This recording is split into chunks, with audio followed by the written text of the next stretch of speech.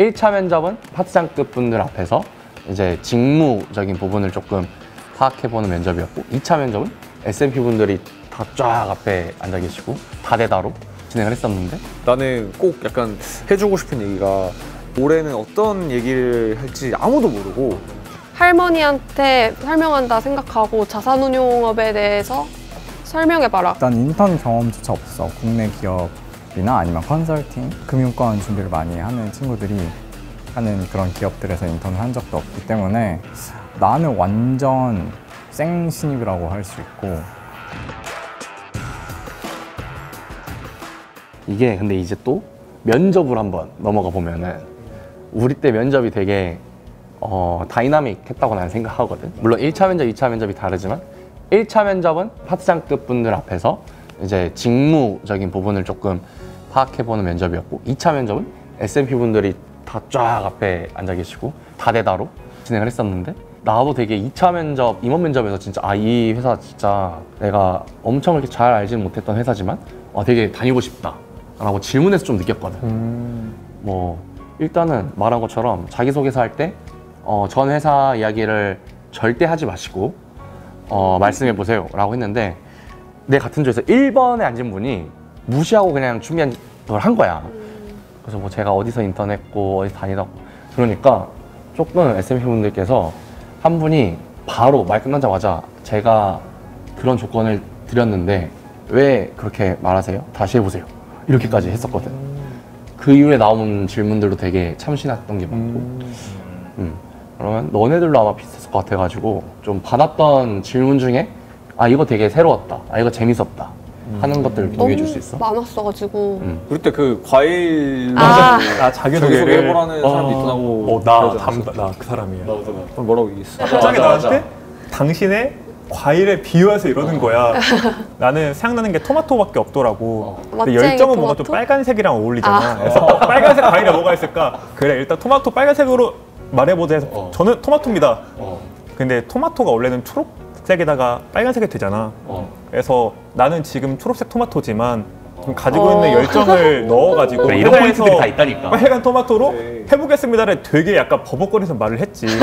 근데 그 버벅거리는 모습이 오히려 이게 방금 얘기한 티가 나서 그런지 모르겠지만 그래도 경청은 잘 해주셨던 것 같아가지고 난 그게 기억에 남더라고. 내가 좀 더 짓궂었으면 토마토는 과일이 아닌데요 이랬어. 그치. 그럼 이제 멘붕 오는 거지. 멘붕 오는 건데 그런 식의 압박은 난 전혀 못 느꼈던 거야. 맞아. 그런 사실 압박은 그게 의도가 아니니까. 맞아. 명사로 나를 표현해 보라고. 뭐 나는 A다 이렇게. 근데 뭐라 했어? 그래서 나는 과학자라 그랬어. 그럼 무슨 과학자니? 그래서 저는 사회과학자예요. 그래서 내가 학교 다닐 때 미국 정치를 재밌게 공부한 썰을 막 풀어드렸지. 근데 이게 보면 나는 꼭 약간 해주고 싶은 얘기가 그 면접을 가면 우리가 물론 이렇게 작년에 이런 얘기를 했다더라 하는 게 지금 준비하시는 분들한테는 되게 많이 도움이 될 수 있겠지만 사실 이게 또 올해는 어떤 얘기를 할지 아무도 모르고 맞아요. 그리고 막상 면접 가보면 내가 준비했던 얘기만 나오는 건 절대 아니야. 무조건 내가 절대 당황스러운 질문이 무조건 나오는데 나는 거기서 포인트는 결국에는 내가 그럼 진심으로 그러니까 내 진정성이 있으면 그러니까 뭐 아까 용재가 얘기했던 것도 그렇고 형이 얘기했던 것도 그렇고 갑작스러운 질문에도 뭔가 제대로 대답할 수 있으려면 내가 뭔가 진짜 공부했던 거 왜냐면은 너도 되게 실제로 거기에 관심이 있어서 공부를 했던 거고 형도 평소에 뭐 그런 열정이란 거에 대한 어떤 뭔가 그런 게 있었으니까 어떻게든 엮어서 대답을 한 거니까 나도 그런 당황스러웠던 질문들이 있을 때 항상 내 진심을 가지고 얘기를 하면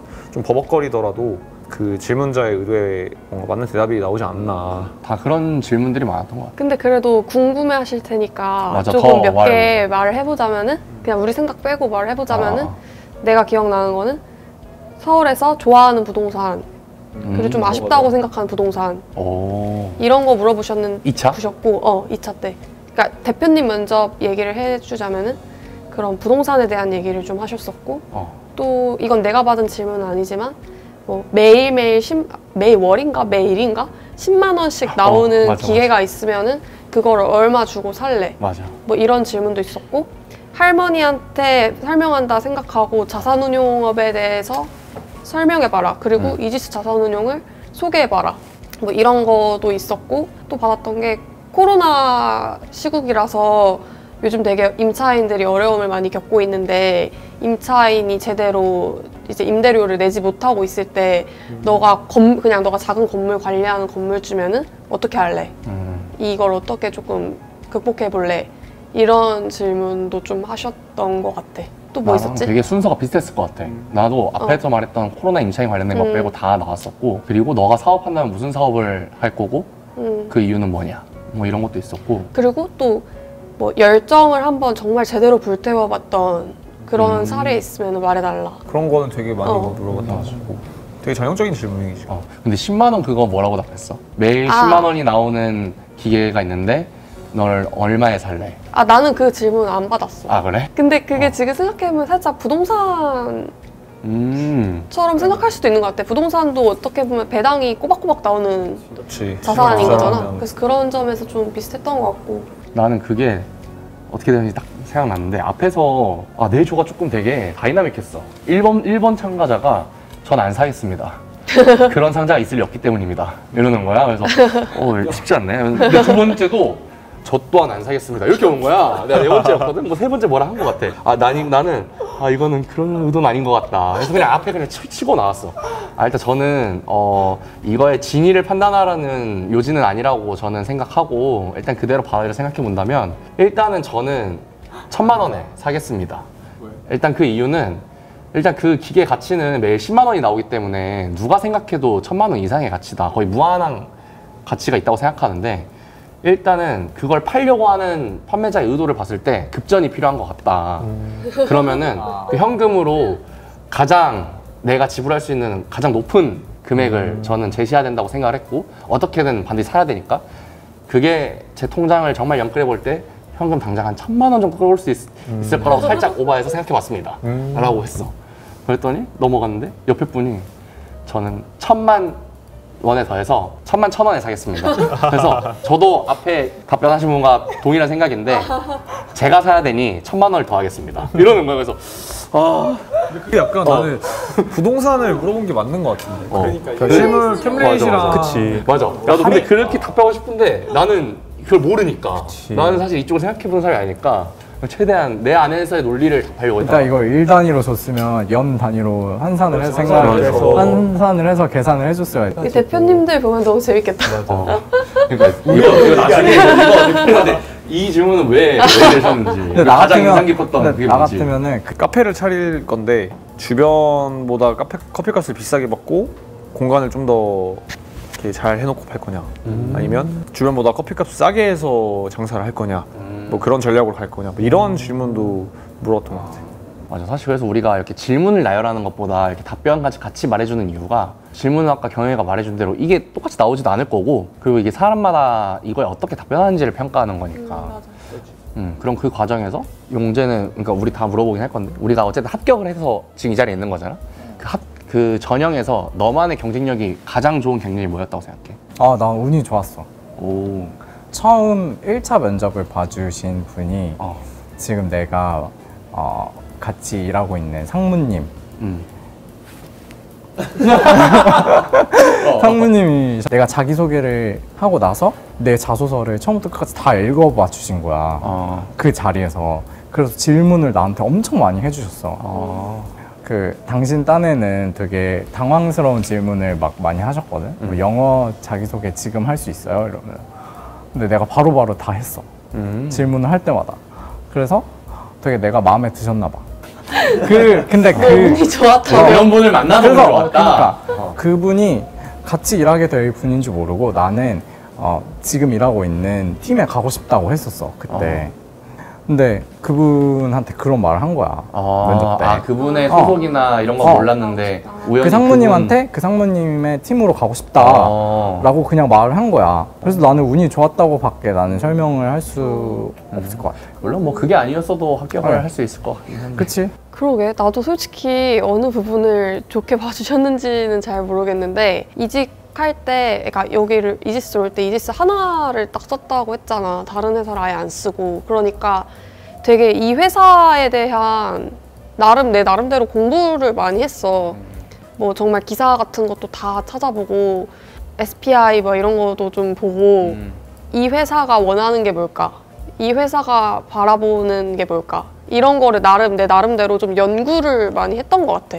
그리고 이 회사가 바라는 거랑 내가 갖고 있는 것 중에서 좀 잘 결합시킬 수 있는 게 뭘까?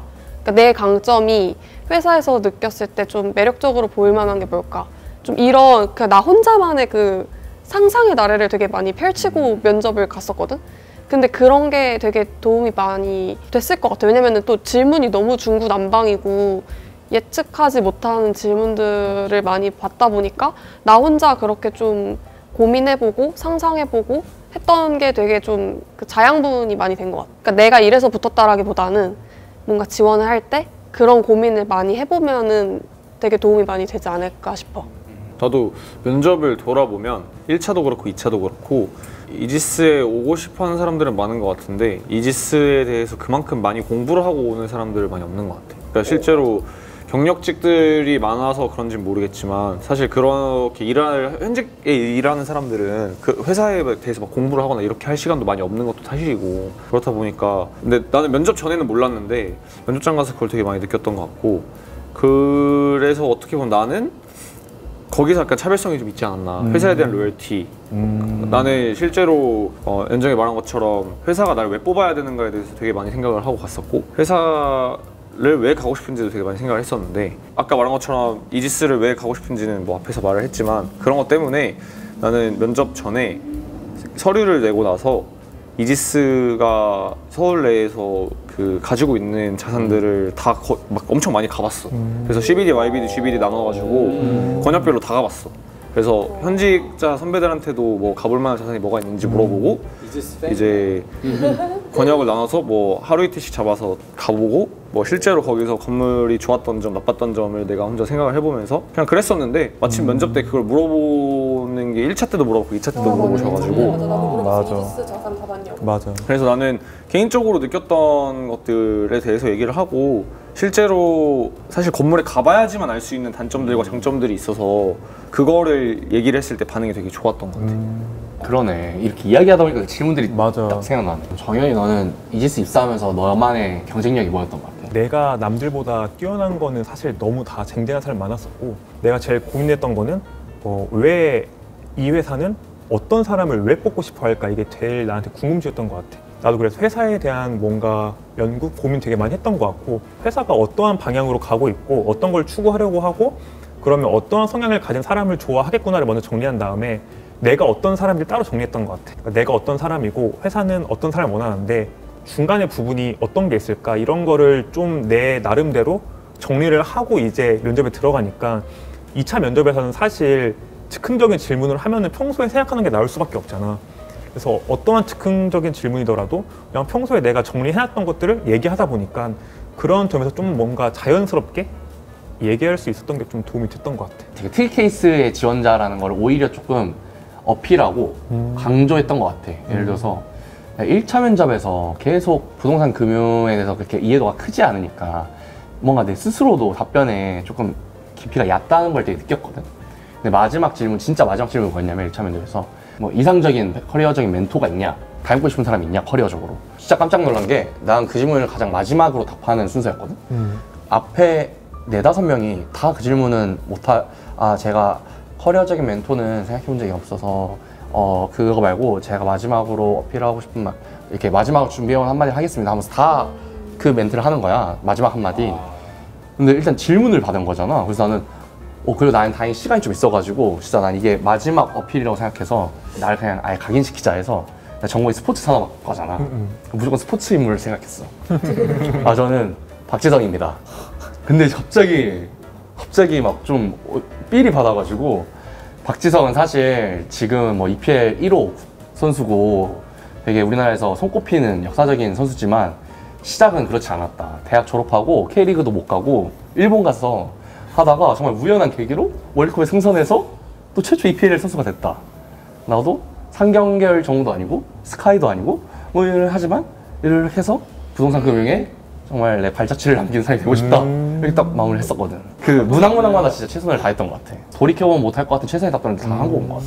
자, 우리 이제 이지스 취업 관련된 이야기를 충분히 한 것 같으니까 마지막으로 이지스에 대한 좀 오해할 수 있는 것들에 대한 팩트 체크를 좀 하고 네, 그런 것들을 하면 좋겠어요. 경영이한테 한번 팩트 체크를 요청할 건데 이지스 신입 공채 나이 제한이 있다. 하나 둘 셋 이런 거 해줘야 되나? 그래서 답정날 수 있는데 하나 둘 셋. 나이 제한은 없습니다. 없고 저희 동기들 중에서 뭐 지금 제일 어린 사람이 24살?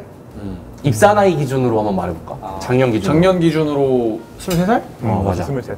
23살 이제 그치 99년생 여자 동기가 있었고 제일 나이 많은 제일 사람 나이 많은 누구야? 사람은 남자 중에서 31살 맞아요. 그렇게 다양하게 있으니까 그리고 그 표본이 막 되게 그냥 엄청 튀는 표본도 아니잖아. 31살도 있었고 30살도 있었고 그치 다 29 있고 그 있었고. 사이에 이제 한 살씩 다 있는 거니까 당시 기준 작년 기준. 23부터 31까지 정말 골고루 있었던 맞아, 것 같아요. 골고루 있었어. 응. 그리고 두 번째로 이제 연정이가 체크해 줄 거. 이건 너무 쉬운데 이지스는 뭐 특정한 성별을 뭐 선호한다. 사실 물론 금융권이 전반적으로 굳이 이지스가 아니더라도 좀 남자가 많기는 해. 그거는 사실이야. 근데 그건 정말 아닌 게 우리 동기들도 나는 일단 지원자 풀도 남자가 좀 훨씬 많다고 애초에 생각하긴 지원하는 하거든. 응, 1차 면접도 5명 들어갔는데 나만 여자고 내부는 남자분들이셨으니까. 근데 이제 우리가 성비가 한 1대2 정도 되는 것 같아. 여자가 한 10명, 11명 뭐 이렇게 있고 남자가 나머지 한 20명 정도 있는데 6기 기준. 그 정도면은 딱히 뭐 그게 성별로 인해서 뭐 차별받았다거나 뭐 그런 건 정말 없는 것 같아. 용재한테 물어보고 싶은 건 이지스는 중고 신입만 뽑는다. 물론 제가 뉴욕 상장사에서 근무한 경험이 있지만 네. 그 외에 뭐 난 인턴 경험조차 없어. 국내 기업이나 아니면 컨설팅, 금융권 준비를 많이 하는 친구들이 하는 그런 기업들에서 인턴을 한 적도 없기 때문에 나는 완전 생 신입이라고 할 수 있고 중고 신입의 비율이 그렇게 높지 않은 것 같아. 사실 결과적으로 보면은 많긴 한데 그렇다고 막 중고 신입만 뽑고 또 중고 신입 이어서 뽑혔다라고 생각하진 않지. 근데 중고 신입 많다고 해도 이거는 그 지원자들이 감수해야 되는 부분이라고 생각해. 왜냐면 그만큼 시장에서 이지스가 매력적인 기업이고 선호도가 높은 기업이기 때문에 자기가 그런 중고 신입들보다 경쟁력이 있다고 생각을 하면은 도전을 하는 거고 아닌 것 같다 그러면은 근데 뭐 그거는 아닌 거고. 나는 개인 판단은 아닌 것 같아. 그거 관련해서 또 아까 약 까먹을 뻔했는데 용재 덕분에 한번 뭐 내부 팩트 체크를 한번 해본 게 이번에 자기소개서는 아까 그걸 말씀드렸고 그것도 이제 뭐 경력을 이렇게 녹일 필요가 없는 문항이잖아. 1차 면접도 우리가 PT로 바뀌었잖아 이번에. 근데 그게 사전에 과제를 뭐 이렇게 합격자한테 메일로 보내주고 하는 게 아니라 당일날 여기 와서 주제를 알려주고 거기에 대해서 PT를 하는데 그 평가를 파트장급들이 하시는데 그 지원자에 대한 백그라운드 정보를 하나도 안 주대. 그러니까 그 PT 발표하고 Q&A 이런 식으로 하고 임원 면접은 뭐 우리가 다 느낀 아까 주구장창 말한 대로 이렇게 알려줘도 돼? 오케이 받은 내용입니다. 네, 오케이. 이거를 이렇게 전달하라 해줄 수 있냐 뭐 이렇게. 네. 그러니까 저도 알고 있죠.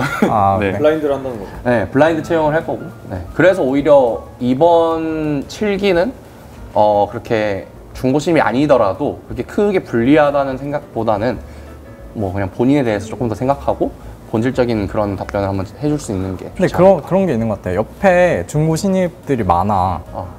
들어가면 뭐 1차 면접, 2차 면접 이렇게 가면 있어. 그럼 옆에서 막 그렇게 화려하게 경력을 말해. 그럼 내가 주눅 들어서 나를 더 디스플레이를 못하는 맞아. 경향도 있을 것 같아. 근데 그게 중요한 거는 아니다. 그렇지. 결과적으로 보면. 진짜 거의 뭐 하나도 안 중요한 거. 맞아. 정현이한테 좀 체크받을 거. 상경계열만 뽑는다. 뭐 투은사가 꼭 있어야 된다. 이거 어떻게 질문 생각하십니까? 두 가지구나. 네. 사실 금융권이다 보니 상경에서 배우는 것들이 기본적으로 있으면 더 선호를 하겠지만 상경 계열이 아니더라도 그러한 지식을 가지고 있거나 혹은 다른 더 괜찮은 역량을 가지고 있으면은 충분히 가능하다고 생각하고 우리 6기 전체를 봐도 상경이 압도적으로 차지하는 비율이 크지 않다고 판단돼가지고 나는 상경만 뽑는다 이런 거는 X라고 말할 수 있을 것 같고 사실 내가 서류를 뽑힌 것 자체는 투은사가 없는 걸 뽑았기 때문에 투은사가 꼭 절대적이지 않은 것 같아. 그렇다고 있어서 필요 없다는 건 아니지만 없다고 지원을 못하거나 마이너스가 있다는 생각은 아니란 나의 개인적인 생각. 마지막 또 가볍게 확인할 것도 뭐 대학교 관련된 이슈도 뭐 스카이만 뽑는다, 뭐 해외대만 간다. 물론 그런 케이스도 당연히 있지만 그렇지 않은 케이스도 뭐 특정 발레가 아니라 그냥 되게 많다. 그러니까 뭐 그게 대학을 보고 뭐 그런 간판을 보고 막 정량적으로 뽑는다 이런 거는 아니다. 뭐 이 정도로 전달하면 될 것 같습니다. 자, 이제 우리 긴 시간 동안 되게 정말 좋은 말들 많이 해준 것 같은데 마지막으로 혹시 7기가 들어오면 7기 지금 지원자분들에게 하고 싶은 말 한 명씩 하고 콘텐츠 마무리하도록 하겠습니다. 아 어렵다. 네. 너무 의식의 흐름대로 얘기를 했는데 그래도 모쪼록 좀 많이 도움이 됐으면 좋겠고 또 저희랑 잘 맞고 회사랑 잘 맞을 수 있을 만한 분들이 빨리 오셨으면 좋겠어요. 지금 이런 시장 상황 속에서 취직을 준비하는 게 저희 때보다 더 어려울 거라고 생각을 해요. 그래서 개인적으로도 지원자분들이 더 많이 고심을 하고 고생을 하실 거라고 생각을 하는데 꼭 그런 과정을 이겨내고 이지스 혹은 원하는 회사에 다들 취직을 하셨으면 좋겠습니다. 저도 뭐 별다른 경력 없이 들어왔기 때문에 회사에 대한 애정을 많이 보여주시면 그래도 입사하는데 좀 많이 도움이 되지 않을까 생각합니다. 현장으로 발로 뛰고 뭐 현직자들도 많이 만나고 뭐 이렇게 하면 사실 어느 회사든 도움이 많이 될 것 같습니다. 제가 마지막으로 생각이 드는 게 결국에는 제가 생각할 가장 중요한 거는 결국 부동산에 대한 관심이 없으면 저는 뽑히기 되게 어려울 거라고 생각을 해요. 결국에는 왜 부동산인지를 조금 더 고민하고 좀 잘 정리가 되어 있으면은 그래도 어느 질문이 들어와도 그걸 기반으로 말하면 돼서 좀 수월하지 않을까라는 개인적인 생각이 있어가지고. 근데 꼭 부동산만 뽑는 건 아닙니다, 이번에. 맞아. 그렇죠. 인프라도 어, 있고 그렇죠. 주건도 있어. 다시. 아니 자연스러워. 아주 그래서 자연스러워. 자기가 지원하는 직무 혹은 이지스라는 회사, 산업에 대해서 한 번만 더 진지하게 고민해보면 저는 좋다는 말씀을 드리고 싶습니다. 일단은 우리가 오늘 이야기했던 게 지원하려던 분들에게도 좀 모쪼록 도움이 됐으면 좋겠고 정말 우연치 않은 계기로 어떤 취준생들이 이 영상을 봤을 때 이지스 관심 갖고 또 지원까지 이어지는 그런 콘텐츠가 되면은 너무 좋겠습니다. 우리 마지막으로 파이팅 할까요? 하나, 둘, 셋, 파이팅!